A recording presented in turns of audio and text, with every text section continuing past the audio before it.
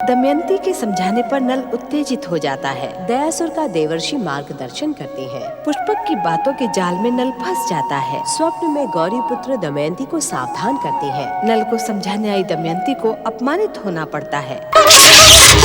जय श्री गणेश।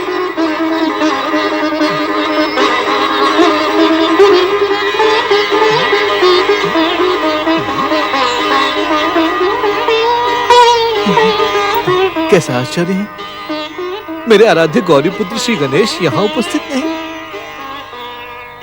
फिर मुझे उनके आदेश का आभास कैसे हुआ?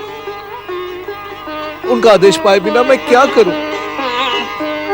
मेरी तो कुछ समझ में नहीं आ रहा। अवश्य ही समय गौरी पुत्र श्री गणेश अपनी माता पार्वती के पास सो रहे होंगे। उन्हें नींद से उठाना अनुचित होगा। यदि माता पार्वती रुष्ट हो गई तो मेरा कैलाश आना भी बंद हो जाएगा। मेरी तो कुछ समझ में नहीं आ रहा है कि मैं क्या करूं। हे प्रभु, मेरी सहायता करें, मेरा मार्गदर्शन करें मंगल मूर्ति। मुझे अपनी सेवा का आदेश दे प्रभु। दयासुर, उत्सुकता में बहकर तुम अपना कर्तव्य भूलते जा रहे हो। नल और दमयंती को महागणपति तीर्थ पर रोते हुए छोड़कर अदृश्य होने से पहले तुमने ये नहीं सोचा कि वे दोनों क्या करेंगे, उनका कष्ट कैसे दूर होगा, वे दोनों अपना खोया हुआ सम्मान कैसे प्राप्त करेंगे। प्रभु मंगल मूर्ति, हमने तो तुम्हें गणेश भक्तों की निरंतर सहायता का आदेश पहले से ही दे रखा है, परंतु तुम बार बार आदेश पाने के लिए अपना कर्तव्य भूलकर कैलाश भागे चले आते हो। अपनी बुद्धि का प्रयोग क्यों नहीं करते? प्रभु मंगल मूर्ति, अब कुछ कहने सुनने की आवश्यकता नहीं है। नल और दमयंती की सहायता करने के लिए तुरंत यहाँ से प्रस्थान करो। वे दोनों एक दूसरे से दूर हो चुके हैं। उन्हें खोजो और अपना कर्तव्य पूरा करो।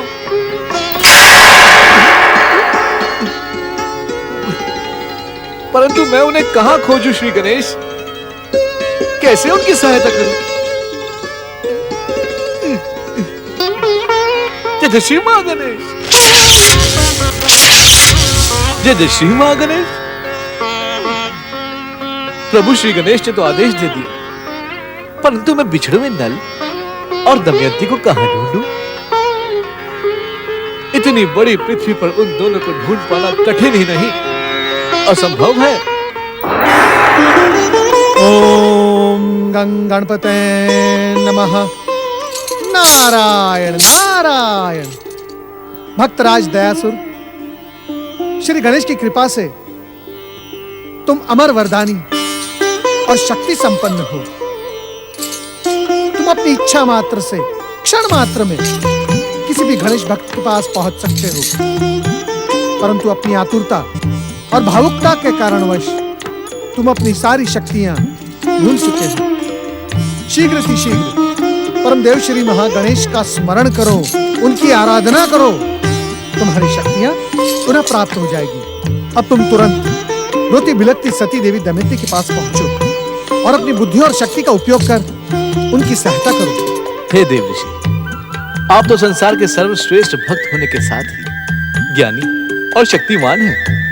फिर आप देवी दमयंती की सहायता करने के लिए स्वयं क्यों नहीं गए? यदि मेरे वहां पहुंचने से पहले ही उनके साथ कुछ अनर्थ हो गया तो? दयासुर, जो विशेष कार्य तुम्हें श्री गणेश ने सौंपा है, भला उसमें मैं कैसे हस्तक्षेप कर सकता हूँ? हाँ, मैं सावधान रहकर इतना अवश्य कर सकता हूँ कि उन दोनों के साथ कोई अनर्थ न हो। और फिर तुम तो जानते हो, श्री गणेश की कृपा से श्री गणेश भक्तों पर कभी कोई अनर्थकारी संकट नहीं आता, इसलिए मैं चिंतित नहीं हूँ। जय श्री महागणेश। ओम श्री महागणेशाय नमः। जय श्री महागणेश, जय श्री महागणेश।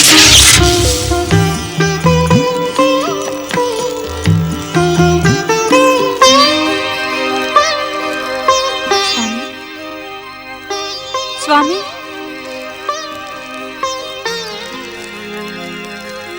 स्वामी, स्वामी कहाँ हैं आप?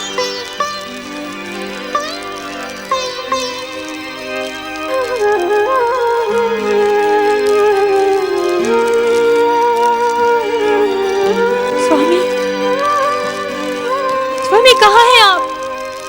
मुझे इस वन प्रदेश में अकेला छोड़कर आप कहाँ चले गए हैं? हे प्रभु, अब मैं क्या करूं? कहाँ ढूंढूं अपने स्वामी को? हे मंगल मूर्ति, हे महागणपति, मेरी सहायता कीजिए, मेरे स्वामी की रक्षा कीजिए प्रभु। हे दयालु प्रभु, मुझ पर दया कीजिए। ओम महागणपते नमः। जय जय श्री महागणेश।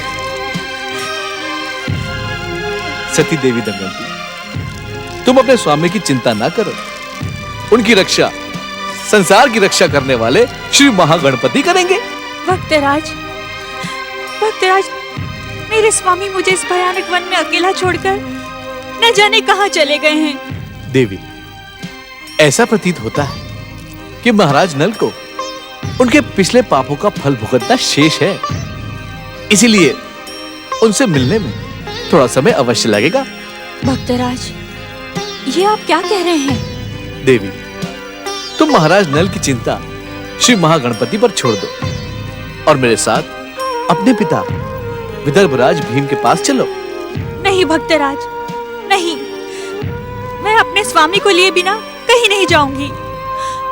यदि वे मुझे इस मन में नहीं मिले तो मैं यही अपने प्राणों की नहीं देवी, नहीं।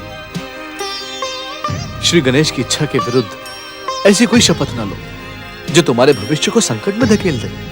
महाराज भीम के पास जाने का संकेत मुझे मेरे आराध्य श्री गणेश से ही प्राप्त हुआ था, इसीलिए उनकी इच्छा का आदर करते हुए तुरंत मेरे साथ चलो। परंतु मैं एक पराये पुरुष के साथ कैसे? जय जय श्री महागणेश। देवी सती दमयंती, श्री गणेश की भक्ति धारा में एक साथ आगे बढ़ने के कारण हम दोनों पराये नहीं हैं। हमारा और तुम्हारा संबंध उतना ही अटूट है जितना अटूट संबंध पिता और पुत्री का, भाई बहन का होता है। भक्तराज, मैंने आप पर संदेह किया, किंतु आपने मेरे संदेह को अन्यथा न लेते हुए मुझे सत्य का मार्ग दिखाया है। यदि अज्ञानवश मुझसे कोई भूल हो गई हो तो मुझे क्षमा कर दीजिएगा। अब आप जैसा कहेंगे मैं वैसा ही करूंगी। जय श्री महागणपति। जय जय श्री महागणेश।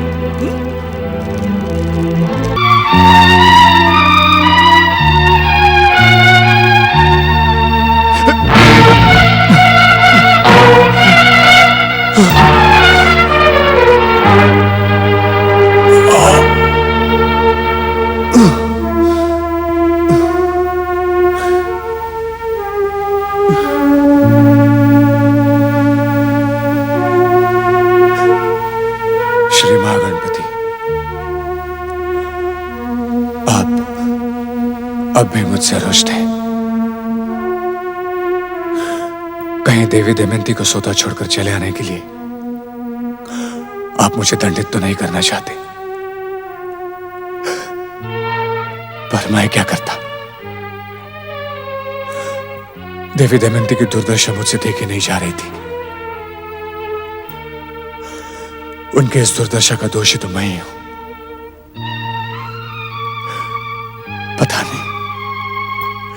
पता नहीं इस समय उनकी क्या दशा होगी।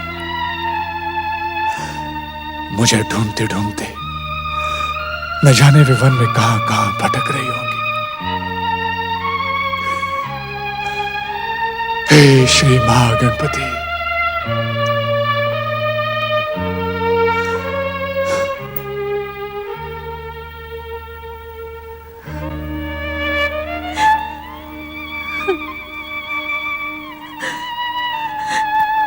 अच्छा हुआ तुम यहां पर आ गई पुत्री दमयंती। इसे महागणपति की कृपा ही समझो। एक निस्वार्थ साधु तुम्हें यहां ले आए। परंतु पिताश्री, मेरे स्वामी न जाने कहां भटक रहे होंगे। जब तक मैं उन्हें नहीं देख लूंगी, मेरा मन तड़पता रहेगा। पिताश्री, जैसे भी हो, मेरे स्वामी का पता लगवाइए। चुप हो जाओ पुत्री, शांत हो जाओ। ओम गणेशाय नमः। नारायण नारायण। हे देवर्षि नारद, आपने स्वयंवर सभा में हमें सौभाग्य का आशीर्वाद दिया था, किंतु महागणपति तीर्थ के दर्शनों के पश्चात भी मेरे मस्तक पर विपदाओं के बादल मंडरा रहे हैं। मेरे स्वामी मुझे छोड़कर। नारायण नारायण। धैर्य न छोड़े सती दमयंती, धैर्य न छोड़े। तुम्हारी सभी विपदाओं का अंत शीघ्र ही होने वाला है। श्री महागणपति की कृपा और दया से तुम्हारे पति तुम्हें फिर मिलेंगे, परंतु उसके लिए आपको और आपके पिताश्री महाराज भीम को मेरे बताए हुए उपाय पर चलना होगा। कैसा उपाय देवऋषि? विदर्भराज महाराज भीम, दमयंती की भेंट अपने पति नल से हो, इसके लिए आपको अपनी पुत्री दमयंती का एक और स्वयंवर रचाना होगा। क्या एक और स्वयंवर?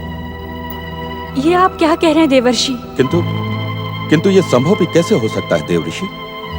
किसी भी पतिव्रता नारी के लिए अन्य पुरुष की कल्पना करना घोर पाप है। नहीं देवर्षि, नहीं, मुझे आपका ये उपाय स्वीकार नहीं है। यदि श्री गणेश की मुझ पर कृपा होगी और मेरे पतिव्रत धर्म में शक्ति होगी, तो मैं अपने स्वामी को कहीं से भी ढूंढ निकालूंगी। यह असंभव है देवी, यह असंभव है। विश्व को वरदान देने वाले श्री महागणेश की इच्छा का संकेत लेकर ही मैं यहाँ उपस्थित हुआ हूँ। यदि तुम्हें अपने पति नल को पुनः प्राप्त करना है, तो देवी तुम्हें दूसरा स्वयंवर रचाना ही होगा। यही विधि का विधान है और यही तुम्हारे भाग्य का लेखा और श्री गणेश की इच्छा। नारायण नारायण। महाराज भीम, आप पृथ्वी के कोने कोने में देवी दमयंती के दूसरे स्वयंवर का प्रचार और संदेश पहुंचा दीजिए। यदि महागणपति की कृपा हुई तो महाराज नल यहां अवश्य पहुंच जाएंगे। ओम महागणपते नमः। नारायण नारायण।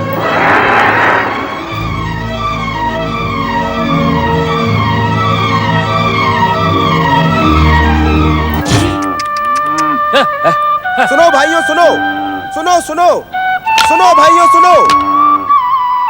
हाँ हाँ, क्या सुना रहे हो? हमारे महाराज विदर्भ राज भीम ने एक विचित्र घोषणा की है। वे अपनी पुत्री देवी दमयंती का दूसरा स्वयंवर आयोजित कर रहे हैं। राजपुरुषों के साथ उन्होंने हम जैसे साधारण नागरिकों को भी बुलाया है। पर है तो कैसी विचित्र बात, विवाहित कन्या का स्वयंवर। ये विचित्र नहीं, अनर्थकारी घोषणा है। ये तो भयंकर पाप है। क्या महाराज भीम को धर्म और शास्त्र का तनिक भी भय नहीं रह गया है? हमारे महाराज परम गणेश भक्त और न्यायवान हैं।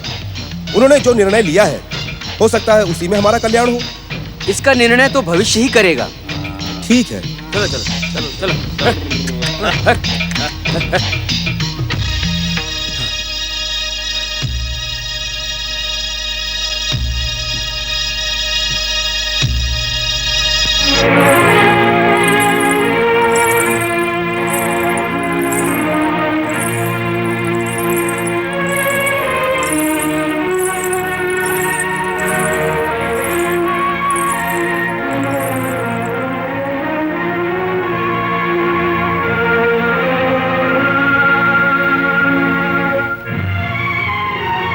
जाओ पुत्री, देवऋषि नारद की आज्ञा को सफल करो।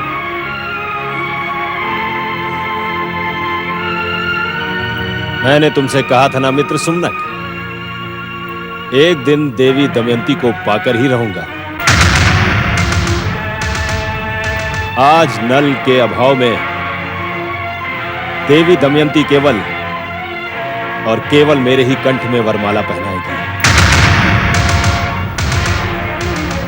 तो क्या आप इस दूसरा स्वयंवर रचाने वाली सुंदरी को अपनी पत्नी बनाएंगे? नहीं मित्र, ऐसी नारियां पत्नी बनाने की योग्य नहीं होती। हाँ, ये पुरुषों के मनोरंजन का साधन अवश्य बन सकती है।